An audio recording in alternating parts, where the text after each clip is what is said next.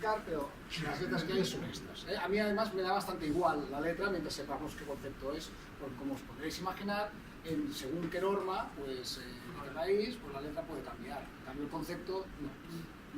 Incluso pueden cambiar los valores, pero el concepto no. Bien, la flexión le llaman F sub m. Yo entiendo que le llaman F sub m por la madera, pero no lo sé, no lo tengo muy claro. Porque también esto viene del inglés, y en el inglés la madera o timber o wood o no sé, pero la M, maderation, no me suena. La K es, como sabéis, característico, ¿vale? Un valor característico, sabéis que es el probable, el que solo tiene un 5% de probabilidad baja. Eso no sé si lo sabíais, que todos los valores característicos que están. O sea, cuando te dicen cuál es la resistencia, o sea, por ejemplo, estuve aquí hablando de la resistencia a tracción del hormigón, ¿no? Y de poner la resistencia a flexotracción media. La resistencia a flexotracción característica, que es un 0,6 la media, no 0,7 la raíz cúbica de la... no sé qué es, bueno, qué locura esto, ¿no? La característica, o sea, la media es, tú tienes muchos valores, tú rompes varias probetas y tienes unos valores. La media es el valor medio. Y el valor característico es aquel valor que solo un 5% de las muestras te han dado por debajo. O sea, el 95% de las muestras te dan más que ese valor. Y hay un 5% que no, ¿eh? Ese es el característico. Y el de cálculo es el que divide el característico por el coeficiente de seguridad. Y así te aseguras que cubres ese 5%. ¿Vale? Por tanto, cuidadín. No es para hacer las cosas mal y como sé que el hormigón aguanta 25. No. Hay un 5% que da menos. Incluso que se rompa una probeta ahí. ¿Vale? Pues en madera igual. ¿Vale? Valor característico. ¿Cuál es la K de característica? La K es de característico siempre, casi siempre. Si te fijas en el acero de armar, ¿no? El hormigón es F sub K. Este sí que lo sabemos, ¿no? Del concrete. El del acero es el F sub K, pero eso lo usan del yielding strength, que es el punto de cesión, ¿no? El punto donde el acero vaya ahí, ¿no? Y es el punto límite elástico, digamos, también. Bueno, no es el elástico, pero bueno, sería el límite de proporcionalidad, pero sigue siendo elástico. En madera, el FMK sería el mismo valor.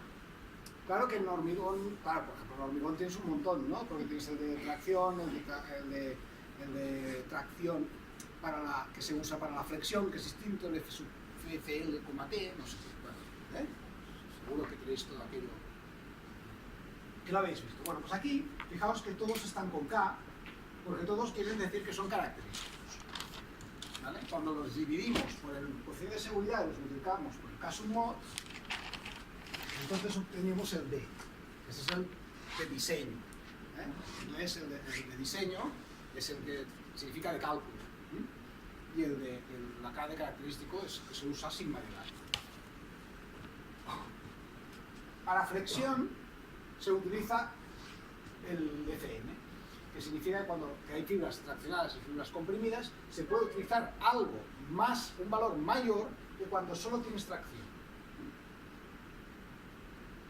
¿Vale? Cuando solo tienes tracción, tienes el F de tracción con el ángulo cero con las fibras característico. Porque claro, la tracción perpendicular, la resistencia a tracción a 90 grados con las fibras y característica es otro valor, mucho más bajo. Mucho más bajo. Por lo tanto, aquí lo que tenemos es FM para la flexión, FT para la tracción y 0 o 90 según es paralelo o perpendicular a la fibra. FC para la compresión y 0 o 90 según es paralela o perpendicular a la fibra. Claro. La compresión paralela a la fibra o la compresión perpendicular a la fibra, que como tienes todos los vasos con agujeros, ¿no? Pues claro, es muy compresible. Y el cortante con la V. El cortante, que a veces se utiliza la V, que tampoco sabemos muy bien por qué, porque también se llama shear, ¿no? Con lo cual tampoco sabemos muy bien las letras dónde están, pero son bastante comprensibles. Al final, si te acostumbras, cuando nos hayamos acostumbrado, las cambiarán. por ejemplo, una madera C14 tiene 14 para flexión, 8 de tracción paralela y 16 de compresión paralela. Son números que a veces sorprenden un poco. Una madera 14 que aguanta 16 a compresión y luego tiene 0,4 a tracción perpendicular, 2 a compresión perpendicular y 3 a cortar. Esto todo megapascales, ¿eh?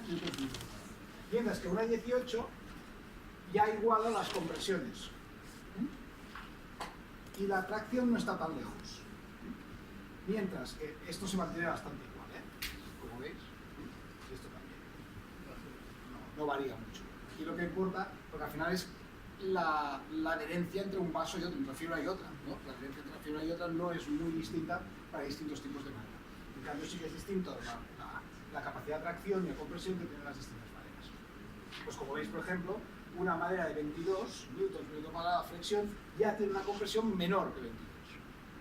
Pero en cambio una madera que es poco resistente a flexión quizá está más penalizada por la tracción, no lo sé cómo llegar a estas conclusiones, pero tiene 16 de compresión.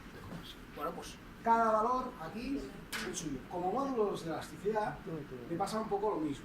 Tienes un módulo de elasticidad que es el medio, un módulo de elasticidad que es el característico, por lo tanto esta es la media, este es el que cumple el 95%, este es el a 90 grados medio y este es el transversal, que es distinto. Una cosa es la E a 90 grados, ¿de acuerdo? Y otro es el módulo de elasticidad transversal que queda afectado por el coeficiente Poisson.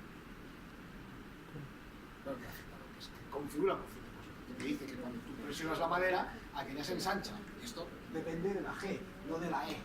La E esta lo que dice es cuánto, si tenemos presión en este sentido, cuánto se acorta la madera. ¿Ves? Obviamente, este es mucho más bajo porque aquí estás presionando en dirección que haces más pequeño el agujero y aquí en cambio estás intentando presionar la fibra. Bien. Y los pesos de la madera son realmente bajos, porque estos están en kilos metro cúbico, es decir, que tenéis que multiplicar o dividir por 10 y los tenemos incluidos en metro cúbico. Ahí ves, por 100. El hormigón tiene una densidad de 2500 en kilos metro cúbico. La madera, 290, 310, 320, 330, 320. Claro, esto sí que es importante. Por ejemplo, aquel edificio que hemos visto que se tambaleaba en la mesa de ensayo sísmica, aquella que hemos visto, aquello pesa muchísimo menos que un edificio de obra o de hormigón. Y como sabéis, no sé si habéis hecho algo de sismo, pero algo sabéis, ¿no?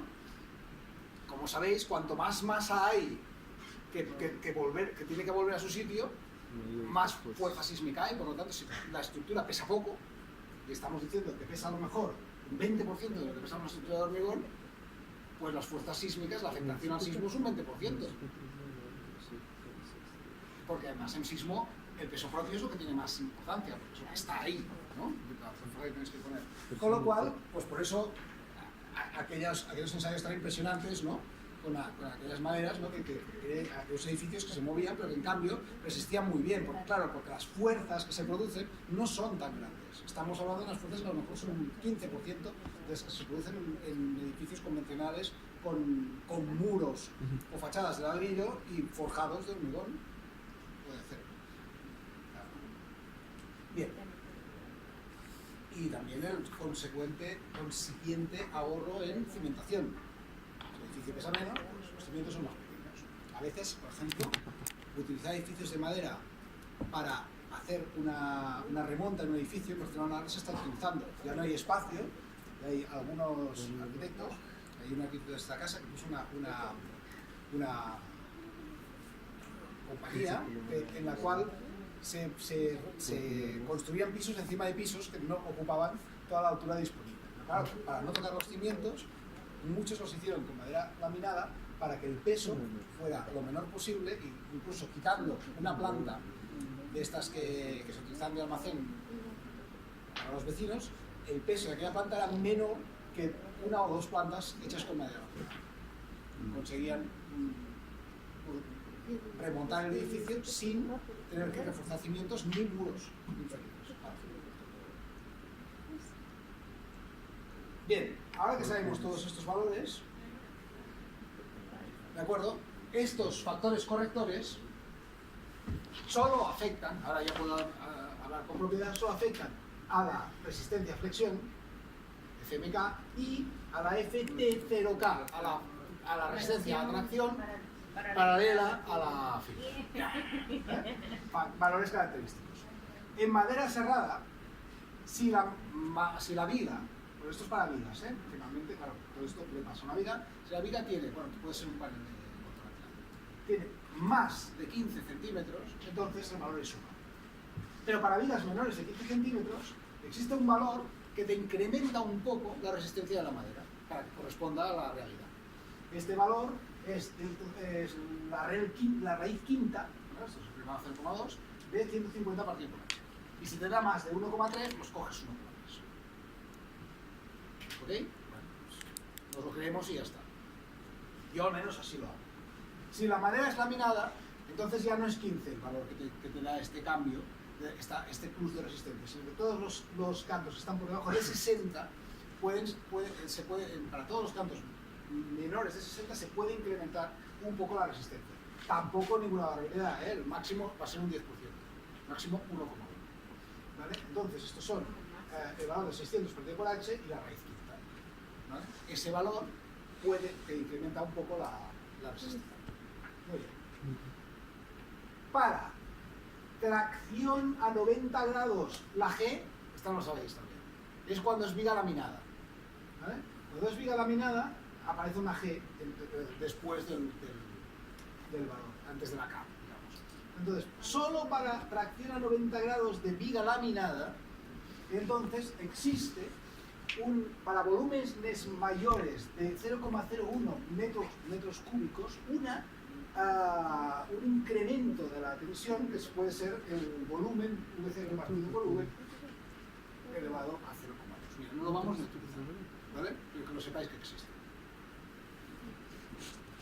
Y el factor de carga compartida, el K sub 6, este está en todas las normas cuando nos dice que está mal explicado, además, en las normas y todas.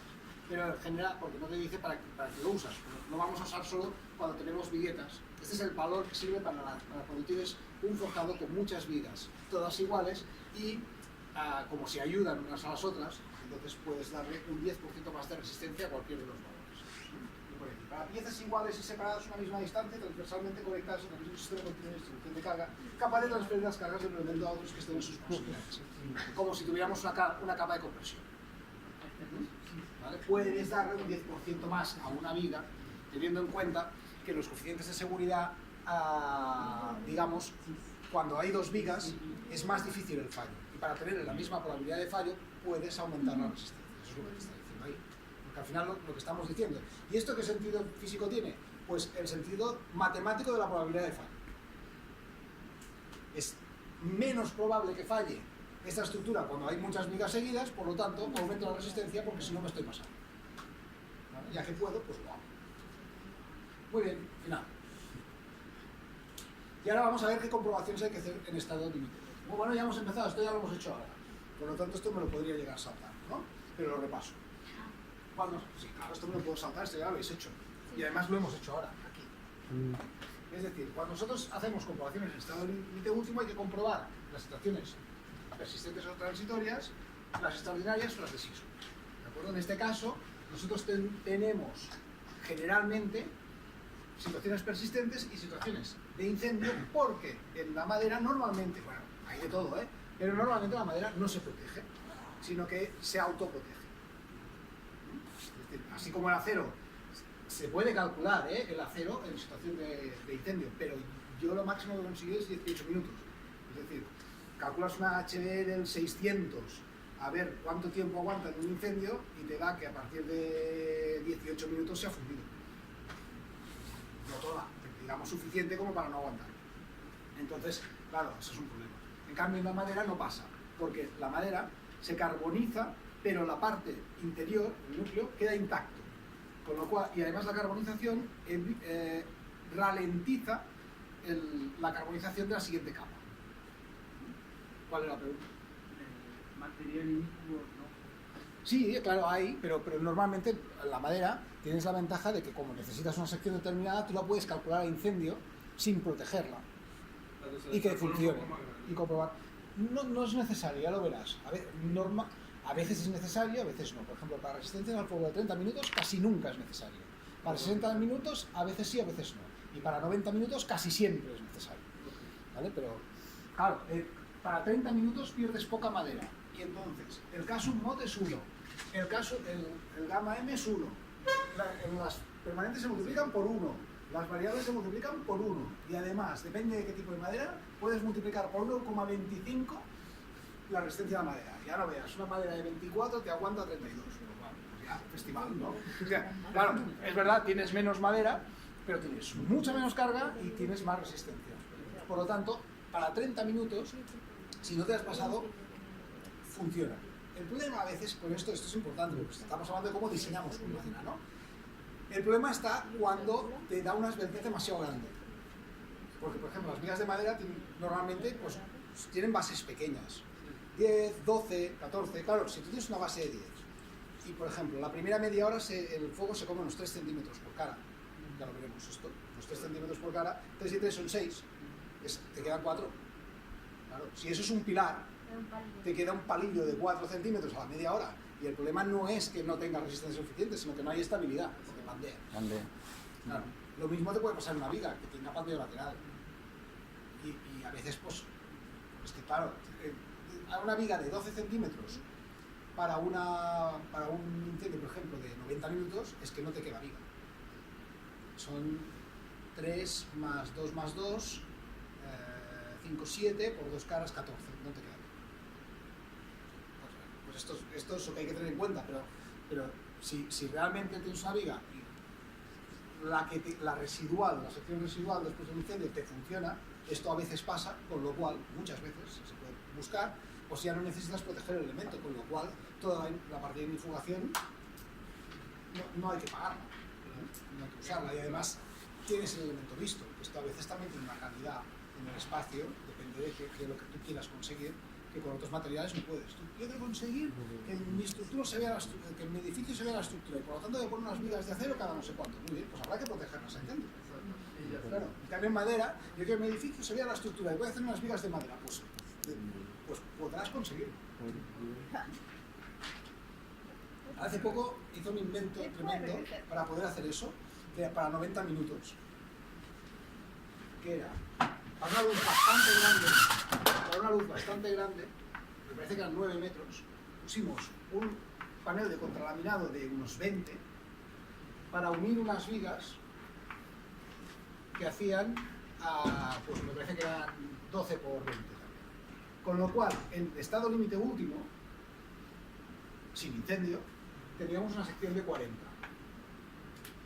en D, muy resistente. Pero en incendio no contábamos esto porque se nos había quemado, los primeros centímetros de aquí también se nos habían quemado, y esta sección de 16 con las cargas de incendio funcionaba. Y esta sección que funcionaba, bueno, sí, con una flecha tremenda, pero no se caía. Y en una situación de incendio lo que necesitas es que mientras el bombero está ahí, no se caiga, y mientras la gente está evacuando, que no se caiga. Con eso es suficiente. ¿De acuerdo? Por lo tanto, ya nos funcionó. Pudimos hacer en un edificio histórico un forjado de madera visto, que de otra manera no hubiéramos podido conseguir. Pero si hubiéramos hecho esto con este tablero, es imposible. Pero se te quema a los 90 minutos y ya está. Pero se ve también bonito porque es todo madera. Bueno, es bonito. Digamos, Si eso no esto... es aguja que se vea. Sí, pero yo, más que si es bonito o no es bonito, que esto es algo muy subjetivo, diríamos que puede interesar, sí, es subjetivo, es subjetivo. Te puede interesar, por lo que sea, por dar, por ejemplo, quiero que en este caso es un edificio que es histórico y que tiene algunos forjados que son de madera y paneles que son de piedra, que son históricos. Por lo tanto, en lo que yo hago nuevo, querría, yo solo calculé, querría no introducir un material que me distorsione este carácter del edificio. Por lo tanto, quiero ver madera. Este puede ser un criterio. Sea más bonito o menos, es un criterio. Que además es bonito, mejor. ¿No?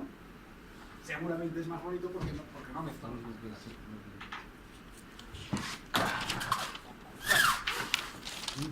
Estábamos. Cuando vamos a comprobar la madera, si tenemos que comprobar el estado límite último, ya estamos en este capítulo, tenemos que comprobar las situaciones persistentes o transitorias cogiendo todas las gravitatorias y multiplicadas por el cociente de seguridad de las gravitatorias, que en este caso va a ser 1,35, porque la gravitatoria es lo peor que es decir, la gravitatoria desfavorable, difícil que sea, a no ser que tengamos un viento en de succión, que también pasa. El Zipper nos lo va a contar igual, de un lado que del otro. Segunda, este es el pretensado, en madera obviamente, pues, bueno, todo se puede hacer, pero son ganas. La variable principal multiplicada por 1,5, ¿os acordáis? ¿No? Y el resto de variables multiplicadas por el 1,5, o por lo que sea, que es este, 1,5, y el coeficiente simultáneo. El problema de aquí es que aquí no sabemos, para el coeficiente de seguridad, si es favorable o desfavorable. Por lo tanto, habrá que cogerlos todos y a ver qué pasa. O sea, que salen más hipótesis. En situaciones extraordinarias es más fácil, porque, bueno, es más fácil, pero tampoco tanto. Me parece que lo había abierto antes también, aún no lo he cerrado, ahí está. En situación extraordinaria, sí, hombre, no, vale. Ahora lo había visto mal, lo tengo mal el cuadro. No. En situación persistente, en situación normal, permanentes, 1 si son favorables, variables 0 si son favorables, evidentemente si la situación no es accidental, no hay accidental. El efecto desfavorable, 1,35 y 1,5. Nosotros hemos dicho que no les hacíamos ni caso. Para accidental, en este caso, por ejemplo, incendio. Para favorable y desfavorable, 1. Por lo tanto, está ya eliminada de allí. Y para la variable, 0 si es favorable o 1 si es desfavorable. Otra vez, no tiene ningún sentido contar el viento si el viento me ayuda. Y el accidental, siempre 1. Por lo tanto, aquí, en accidental, aunque sí que pueden pasar estas cosas, es más fácil. También es verdad que en accidental, como caso mod siempre es 1, tampoco tiene ningún sentido hacer todo esto. Porque al final caso mod siempre es 1. No vamos a tener una resistencia distinta para acciones de largo plazo. Porque el incendio muy largo plazo, digamos, no tiene sentido calcular. Bien, ¿dónde estábamos? Yo quería preguntarle, en la diapositiva anterior, ¿qué hay en madera laminada? Yo escuché que decía máximo se utiliza el 1.1 o es como que... No, máximo 1.1. Sí, o sea, digamos... Este símbolo así, que dice que no es mayor de 1,1, quiere decir que si te da más de 1,1, cojas 1,1. Eso entiendo, porque decir, yo lo dividí si para... acaso H es, esto es la raíz quinta, de 600, por ejemplo, partido 600, ¿no? O por ejemplo, partido 100, ¿no? 600 sí, es lo más. Esto me da la raíz quinta de 6, ¿de acuerdo? Esto, pues no sé qué me va a dar. No sé calcular esto, pero 1,0 no sé qué. Ya. ¿No? ¿Alguien me hace esta? 6, la raíz quinta. ¿A la quinta es o al 0.2?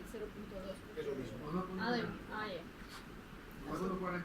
1.43. O sea, si multiplicas 1,43 por 1,43 por 1,43 por 1,43 por 1,43, te da 6. Se supone que sí, ¿vale? En este caso, para 10 centímetros, ¿no? Ajá. O sea, tú sabes que la raíz n es igual a 1 de x es igual a x por 1 elevado a n. Elevado a 1 partido de n. Entonces, esto el 0,2 es una raíz quinta, pero da lo mismo, ¿eh? Yeah. Ese 1,43, pues para esto tendría que coger 1,43 según la fórmula, pero me dice que no. Pues para 10 centímetros tengo que coger 1. Sí, eso ya. Y ya. Nicolás, ahora ya no puedo aprender los Vamos allá. Y he puesto precisamente las cargas. Que también esto también tiene mucha gracia, porque resulta, seguro que os hace mucha ilusión, resulta que en el código técnico hay unos coeficientes de seguridad distintos que los que os he enseñado antes, porque los de antes son para el hormigón y el acero y son distintos que los de antes. Pero bueno, en el fondo son bastante iguales. Pero es verdad que aquí son distintos. Es verdad que aquí son distintos. Todo es distinto, nada más el Vale, no, pero esto no tiene que ver con la madera, esto tiene que ver con el código técnico. ¿Qué diferente con la tabla? Pues tengo que ver cuáles he usado yo en los ejercicios, porque no sé si he usado uno. Pero ahí tengo 0,8 para el peso propio y peso del terreno. Y aquí tengo uno, desestabilizadora, estabilizadora. Pero esto del equilibrio ya no lo vamos a meter aquí porque esto es más global. Esto sirve para cualquier cosa. Al final lo haremos. Dos coeficientes de simultaneidad y empezamos por el principio. Aquí las tres primeras comprobaciones, directamente. Si yo tengo una sección de madera,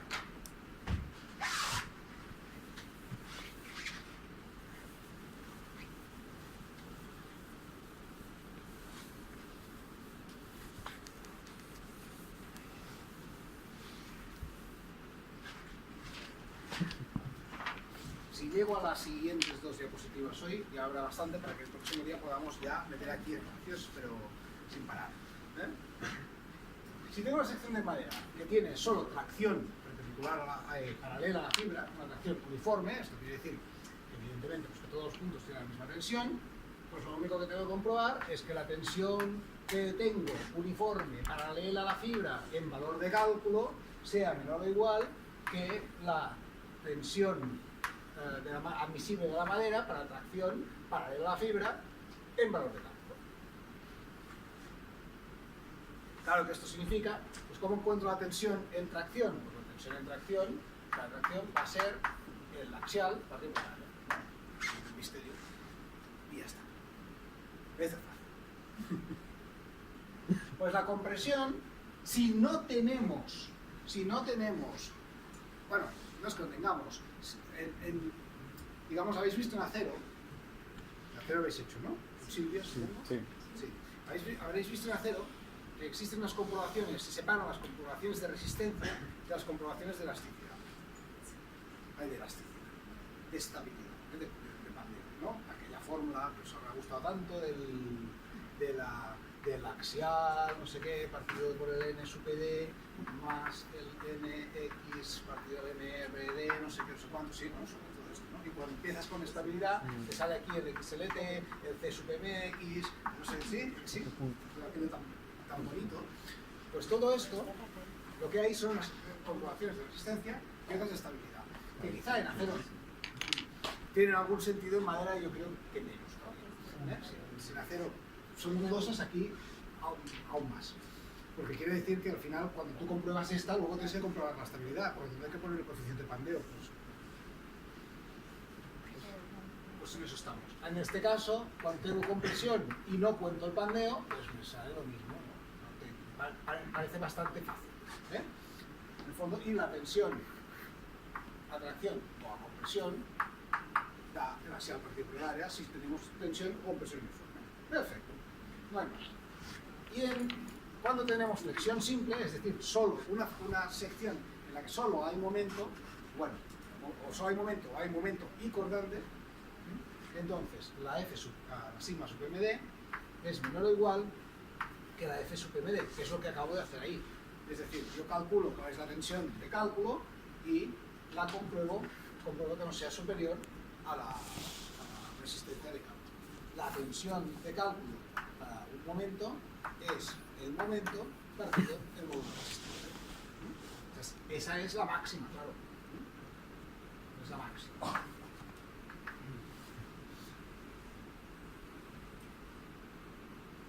Yo con esto de las letras soy poco ingeniero. Entonces, claro, con tanto ingeniero delante, tengo que ser más preciso. Es una broma. Estos ingenieros hay que tener un poco de tensión, si no, no.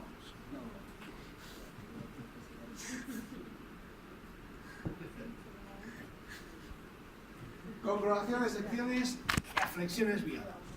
Y aquí ya empezamos, se parecerá, son sencillas, O sea, ya habéis visto que estas tres no tienen ningún misterio, ¿verdad? Todo esto lo tenéis en los apuntes, esto está colgado, si alguien no lo ve, me lo dice, Comprobación de secciones. Flexiones viadas quiere decir que hay dos momentos y no hay axial todavía. Por lo tanto, tengo un momento en X y un momento en Y. Claro, todo me produce tracciones en las fibras, pero siempre en el mismo sentido, tracciones y compresiones. Por lo tanto, hay un plano con una fibra neutra que pasa por aquí, que pasa por el centro de gravedad, ¿sí? Y hay unas fibras comprimidas y otras traccionadas. ¿Cómo sabemos cuáles son las que están más comprimidas y las que están más traccionadas? Bueno, pues haciendo la combinación. La tensión por momento en el sentido I de cálculo partido por la resistencia, por el... Sí, esto es como lo sustituyo esto. Eso sería, a mí me gusta llamarlo como el índice de momento I. Es el índice de aprovechamiento. ¿De acuerdo? Esto en nuestro caso, ahí sería 18 partido, hemos dicho que aguantábamos 20, no sé qué, 18 partido 20. ¿Sí? Y esto nos daría un número que sería 0,9. Este 0,9 significa que es un 90%. Y 90% quiere decir que yo utilizo el 90% de los 20. ¿Sí? ¿Vale? Es el índice de aprovechamiento a flexión en la dirección I. ¿Vale? Este número, esta letra, esta me la he inventado yo. Pero a mí, como me sirve, esta me gusta. El índice de aprovechamiento para el momento I es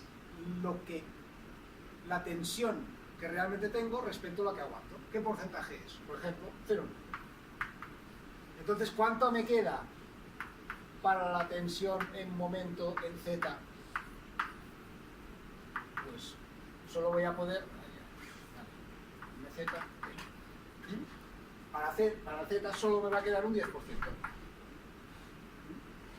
¿Vale?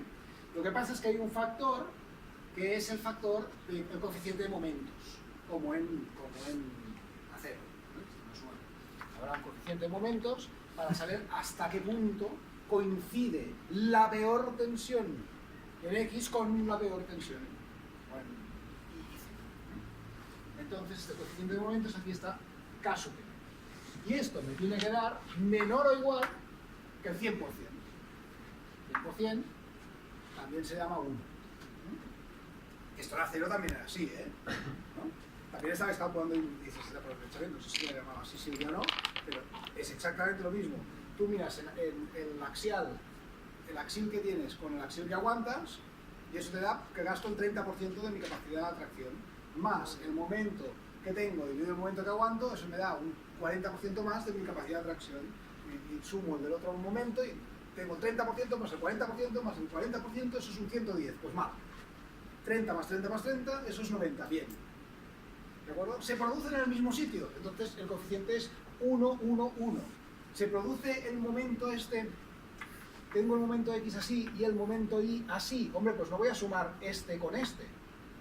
Entonces el coeficiente va a ser más o menos este, que va a ser pues el 90% de este por el 80% del otro, por lo tanto un coeficiente que es 0,72.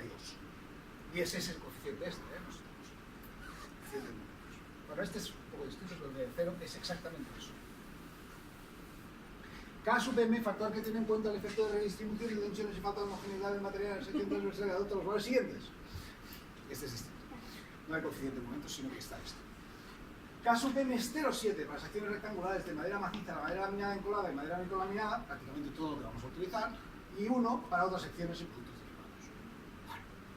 Es decir, para todos casi 0.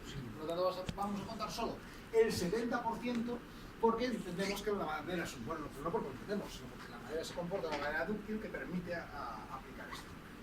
¿Vale? Por lo tanto, no es nada difícil hacer esto. Tú calculas la tensión que te da el momento en dirección X, la tensión que te da el momento en dirección Y, buscas cuál es la tensión del momento para tu dirección X y lo que aguantas en dirección Y, que claro, pues están a veces... Imaginaos un caso simple, pero que dices, Dios mío, qué complicado va a ser esto. ¿Eh? Que no lo es, ¿eh? Que no es más complicado de que esto, pero le pasa, ¿no?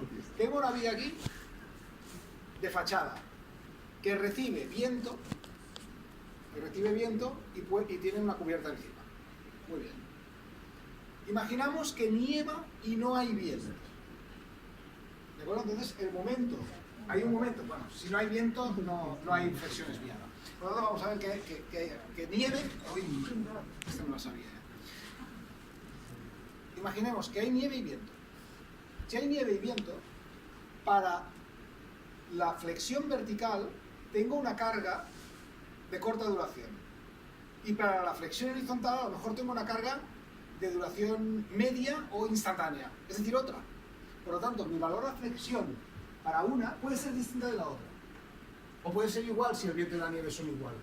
Pero si hay viento y no hay nieve, para la flexión horizontal tengo una acción de corta duración, que es el viento, y para la vertical tengo la permanente. Con lo cual, para la flexión vertical, esto tiene un caso mod de 0,6 y este, en cambio, tiene un caso mod de 0,9. O sea que me puede cambiar el elemento, el de abajo, para cada dirección. Mientras que el de arriba, obviamente, pues este es la carga que tenga la viga debido a las cargas verticales y este la carga que tenga la viga debido a las cargas horizontales. Y hay que multiplicar esto por 0,7. ¿Y cuál de los dos hay que multiplicar por 0,7? Pues los dos. Eso quiere decir que si pongo la flexión en I más 0,7, la flexión, o sea, el aprovechamiento en I más el 0,7 del aprovechamiento en Z, y tengo que comprobar que esto sea menor del 100%, y tengo que comprobar también que el 70% del aprovechamiento en I más el 100% en Z sea menor del 100%. Y su índice Z se refiere a otra dirección que no es la dirección Y. A, Z. Sí, mira, están aquí. La Z es esta. Bien, siempre sí. La Y y la Z. Siempre sí. Por favor, haced las preguntas tan obvias las preguntas obvias que necesitéis para entender las cosas. Para eso estamos aquí. Si no, os leéis el libro y ya está. O sea, hay que hacerlas estas preguntas. Sí, hay una dirección Z y o sea, la flexión desviada es cuando tú tienes un elemento, viga, por ejemplo, este que te he puesto ahí, que como tiene peso va a flectar en este sentido y como tiene viento va a flectar también en este sentido. Por lo tanto, va a flectar en una dirección que no es la principal, sino en una dirección intermedia, haciendo una flexión, no es una torsión, es una flexión desviada, con una fibra neutra que no es ninguno de los ejes principales. ¿Sí? Eso, para hacer eso, en madera no hay que hacer nada más que calcular una viga de cubierta. La viga de cubierta es así y la carga tiende a ir para abajo. ¿Cierto? Con lo cual, las vigas de cubierta son de este tipo. La fibra neutra tiene esta dirección. Estamos de acuerdo, ¿verdad? Por lo tanto, ahí tenemos un ejemplo de flexión desviada que no necesita ninguna complicación para imaginársela. Bien. 3 minutos. Vamos a hacer ¿Sí hay? ejercicio de esto. Sí, vamos a hacer esto. No, hoy no, pero faltan 3 minutos. Si queréis los hago, pero... Mañana no vengo, será el lunes. Vale. Si esto os lo miráis un poco más de lejos, además, claro, con 4 clases, imaginaos la información que os tengo que dar para hacer ejercicio de esto. ¿No? Pero bueno, y ahora imaginaos que también tenemos compresión o tracción, pero bueno, esta es contracción. Será igual que la otra, ¿no? No es verdad, no es igual. Cuando hay tracción, esta manera es puñetera, ¿no? Estas cosas. Cuando hay tracción, obviamente es tracción para la fibra, estamos hablando de una viga, ¿no? que tiene compresión, que tiene flexotracción, flexión compuesta. Hay el apartado de tracción que tiene un índice de aprovechamiento, es decir, nosotros aprovechamos, si nuestra viga aguanta, por ejemplo, 25 newtons por metro cuadrado a tracción y tenemos 20, pues ya hemos gastado el 80%. Más el momento en I, más el 70% otra vez del momento en Z. Eso tiene que ser menor que el 100%. Y también tiene que ser menor que el 100% el índice de tracción más el 70% del de Y más el 100%. ¿Ok? Esto lo haremos, por supuesto. Esto es lo que tenemos que hacer en los ejercicios. Ahí está la chicha. Y en compresión compuesta, el índice de aprovechamiento de la compresión se eleva al cuadrado. ¿Vale? Se eleva al cuadrado. Pues porque porque el valor, bueno, pues porque lo dicen esta gente, porque supongo que responderá al comportamiento real de la madera. Yo no sé más. Yo sé que se eleva al cuadrado y ahora si me preguntas por qué, no lo sé.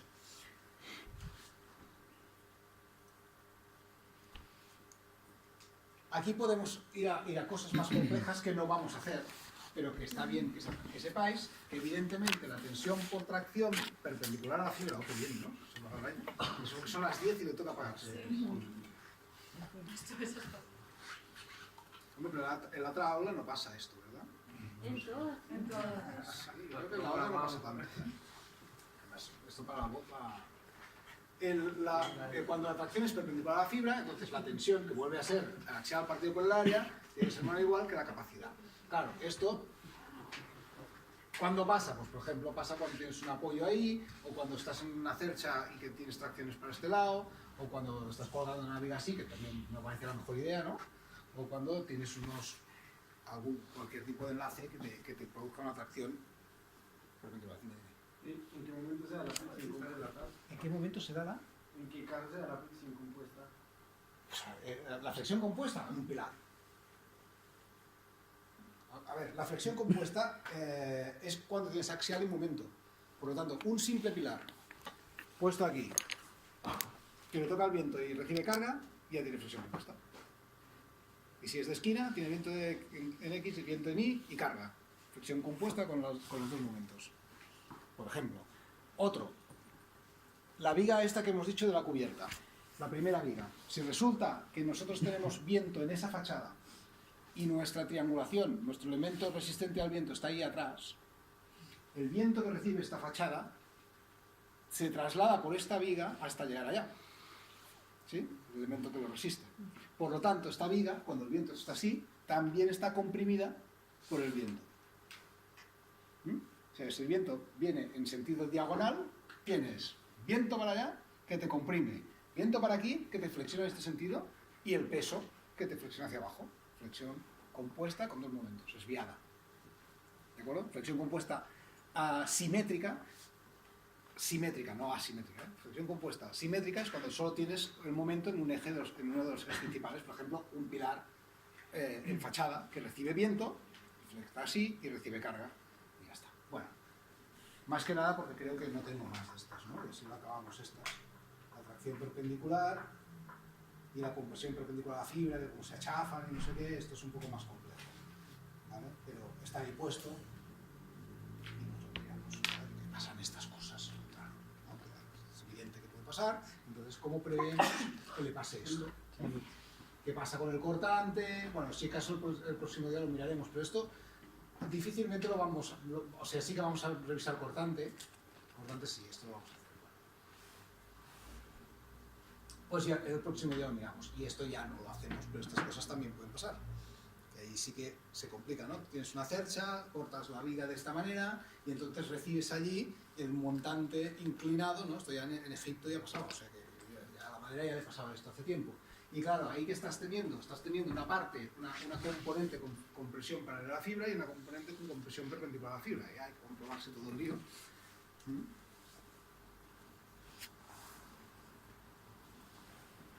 Las fórmulas son todas sencillas, ¿eh? Al final, ¿lo veis? Pero tampoco vamos a utilizar todo esto, ¿eh? Yo lo que os voy a hacer ejercicio es un ejercicio con un pórtico relativamente simple, pero esto sí con cargas por todos los sentidos y con todas las combinaciones, que en principio lo podéis hacer a mano o se puede hacer con el cipe. Ahora que lo sabéis utilizar, y entonces el tipo os hace todas las combinaciones y podéis jugar un poco más con esto. Más fácil. Pues ya está. Próximo día más.